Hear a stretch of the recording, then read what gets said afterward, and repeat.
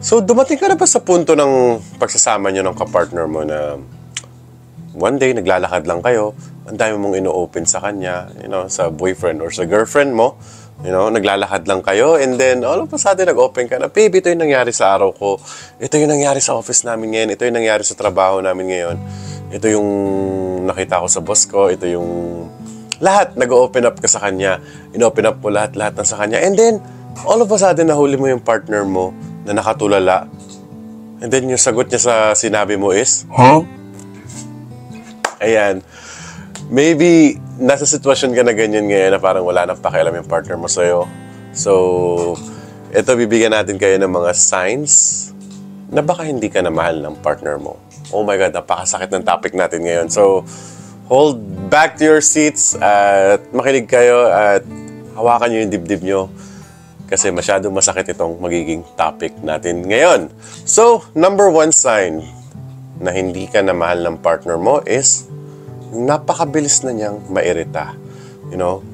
Sa sobrang bilis niya mairita siguro, kung may mga tinatanong ka lang sa kanya, yung may mga ino-open up ka sa kanya, yung mga usually mong tinatanong sa pang-araw-araw nyo, yung all of a sudden, bigla na lang siya magagalit.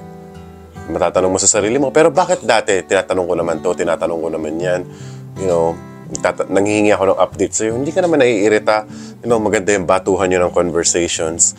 And then, there comes a times one day na bigla na lang siya nairita at naging consistent. Naging consistent yung pagiging mairitahin ng partner mo, ng girlfriend mo, or yung boyfriend mo. Mag-isip-isip ka na, kuya, kung baka hindi ka na mahal niyan. Check mo. Number 2 is yung hindi na siya masyado nag-o-open sa'yo. Yes. Alam mo, number 1 key sa relationship is yung open conversations. Yes, yung pagiging open nyo sa isa't isa. You both not hiding any secrets sa isa't isa. And all of a sudden, nagkaroon na lang kayo ng problema. As I said, yung number 1 tsaka number 2, itong number 1 tsaka number 2, yung mabilis siyang mairita at yung hindi na siya madalas mag-open. Pag ginagawa niya lang yan, let's say, siguro 3 or 5 times a month, pagbigyan nyo, maybe lalong-lalo na kung pagod yung partner nyo sa trabaho, or baka na-burnout lang yan sa trabaho, try to talk with her or him about dyan. Pero kung naging consistent siguro yung mga nangyayari na yan, na mabilis siya mairita, and then yung number 2 natin, at na hindi na siya masyado nag-o-open sa'yo, oh man, kailangan mo nang i-confront or kausapin man lang. Confrontation is kind of hard, kind of harsh word. Pero i-open mo na yan sa partner mo bakit nagkakaganyan na, bakit hindi na siya masyado nag-share ng mga araw niya, yung mga nangyari sa buhay niya, little update. Yan, yung nag-update. Yung ultimo update, yung parang hindi na niya nagagawa sa'yo. Maybe that's a key sign. Siguro, yan ang key signs na hindi ka na mahal ng partner nyo. Number 3 is yung nawawala na yung effort niya. Especially yung mga maliliit na bagay na nagpapasaya sa atin, sa mga partner, na ginagawa ng mga partner natin sa atin, na nawala na all of a sudden. Kasi, isa yan sa sign na baka hindi na talaga tayo mahal ng partner natin. It looks just, for example, ayan nga yung pag-update. Ayan, little things. Siguro, kasalanan din natin, or kasalanan mo rin as a partner na hindi mo na-appreciate yung mga little things na yan. Kaya, nawawala na rin ng gana yung partner mo sa'yo. So, you have to look at that sign also. Pag hindi na siya, alam mo, yung maliliit na bagay na ginagawa niya, yung small gestures na na-appreciate mo dati na bigla na lang nawawala. Tingnan mo yan. Next is yung, oh my God, madalang na lang siyang mag-I love you sa'yo, or minsan wala pa nga. Imagine yung gigising ka sa umaga, nakasanayan nyo. Mga good morning messages kayo na, good morning baby, I love you. Good morning babe, I love you. Yung ganon, yung how to start your day as a couple, as a partner. Kung magkasama man kayo or kung LDR man kayo, yan yung pinaka-basic things. Paano pag nawala yun? Diba? Pag nawala yun. yung number one basic fundamentals ng relationship.